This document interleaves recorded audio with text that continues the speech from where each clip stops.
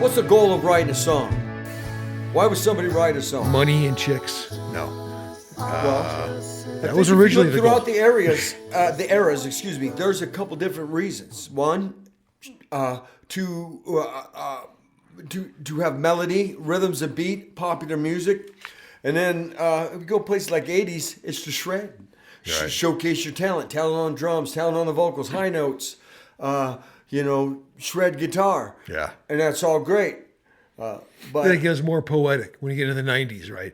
Less virtuoso singing and guitar playing, more like raw energy and emotion. Yeah, the grunge. emotion, better lyrics, maybe more serious lyrics anyway. More serious. Yeah, not about partying as much, but more like so pick punk a music genre. about having fun. Well, punk, and then also about protest, right? That was the original whole, coming out of England anyway. So for me, the goal to write music is to tell a story in rhythm and melody. I like guitar riffs. So, Back in Black, that's a guitar riff. She by Kiss, that's a guitar riff. A guitar riff like Over the Mountain or Crazy Train, right? Ozzy, rest in peace, Ozzy. Yeah. Guitar riffs. So for me, a lot of that starts, but with guitar riffs, especially in rock. For the kind of music we're doing now, not always necessarily a guitar riff, but a rhythm and melody. Yeah, okay. And that's kind of funny because that's how a lot of these songs, even this country stuff, starts off, is with on a guitar riff. Yeah. And so the challenge has been a few times to say, hey, let's pretend we could barely play guitar, and what would we write over a simple thing? Right. And you only play guitar well enough to accompany yourself. And a good, Whiskey Life and Champagne Dreams, that one we're working on right now, good example of that. Right? Because it's two or three chords. Which song? Whiskey Life and Champagne Dreams. Right. Yeah.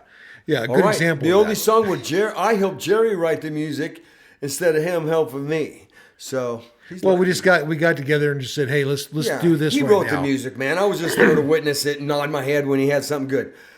Yeah, but it's simple. But I write the vocals. It is simple. Yeah. But it isn't always easy to be interesting, simple. So how do I do it? I just gonna tell you how I do it. I'm looking at a song visually, and I'm looking for holes to fill and holes to leave and other places to sync up with the instruments.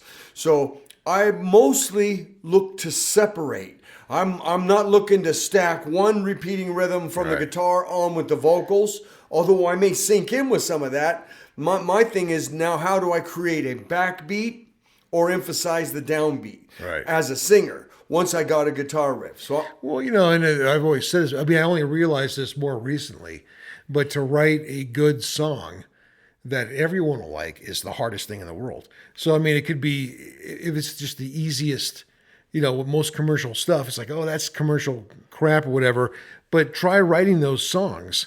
I could write, we could write a Rush song or and Rush is a good example. We could break down their techniques. What do they do? Where do they play chords? Where do they do timing changes? Where do they do single string riffs? How do they set down the vocals? Right? What kind of background do they set on the vocals? And you could map out a Rush song pretty easy. Yeah, it's just a bunch of riffs together. Put some to play melody it over good the might top. be harder, but to map out a Rush style song would be easier than writing a pop song that everybody would go, wow, if that was on the radio, that would be a hit. Yeah. And that is really hard. And It's the hardest thing really for me, because that's not, I don't go to commercial stuff. You know what I mean? I've never really been, other than the Beatles and a few other things, but never been a huge fan of that sort of thing.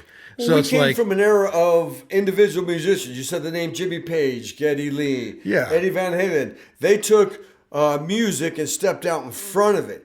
Pop music doesn't really do that. What they do is they make everything about the melody and the rhythm. Yeah. And nothing gets in the way of that. well, a good example, during the time you listen to the Beatles, right? You're going to know who sang it. You're going to know who probably played the guitar.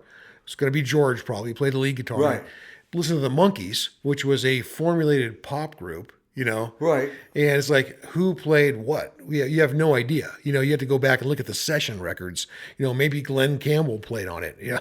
Maybe Carol Kay played on it. I don't know. You know what I mean? But you have no idea who really played this stuff because it was formulated for the pop thing. You know what I mean? It wasn't. They played the right music instrumentally for the song. Right. It wasn't for their individual promotion, promoting their talent or showcasing them as individuals. It was, you know, I guess they built it around the singer mostly. And the singer sings you your melody. He counters the beat and he tells you the story. Yeah. Or she. That's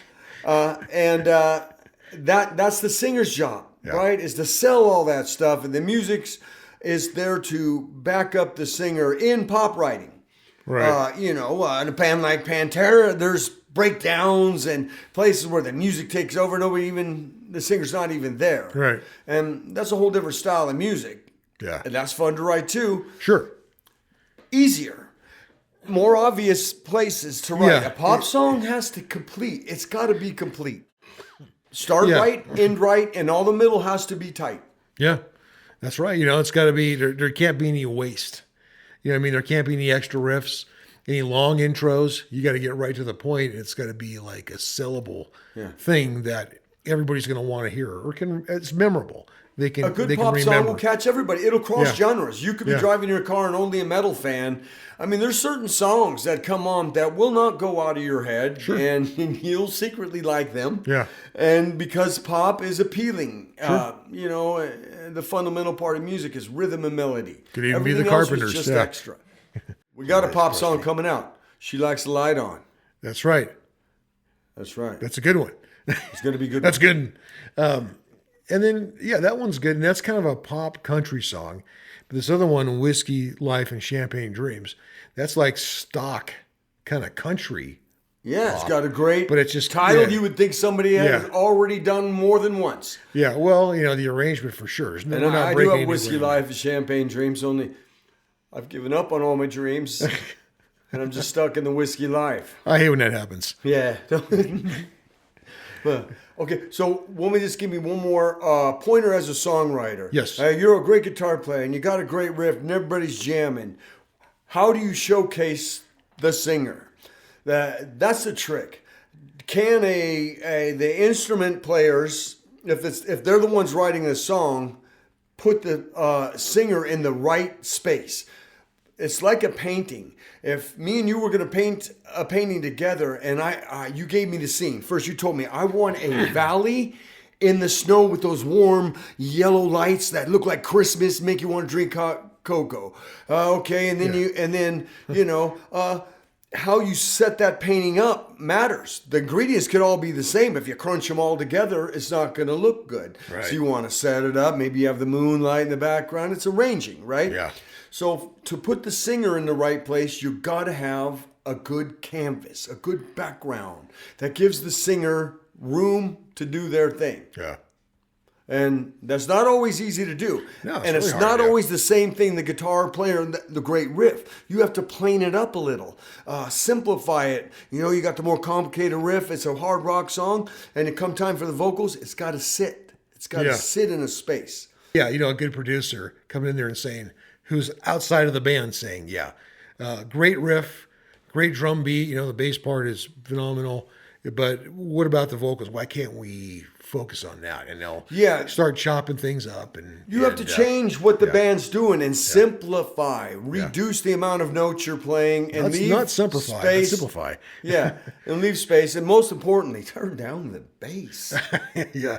Well, there's where we differ on that. No, you don't have to hear it, you have to feel it. Yeah. And hear it and live it. Yeah. As well. No. All right. But, have fun. Write a song. Make sure you set that vocal in the best possible light. Have fun writing. I'll just sit with you, listen to what you're going through.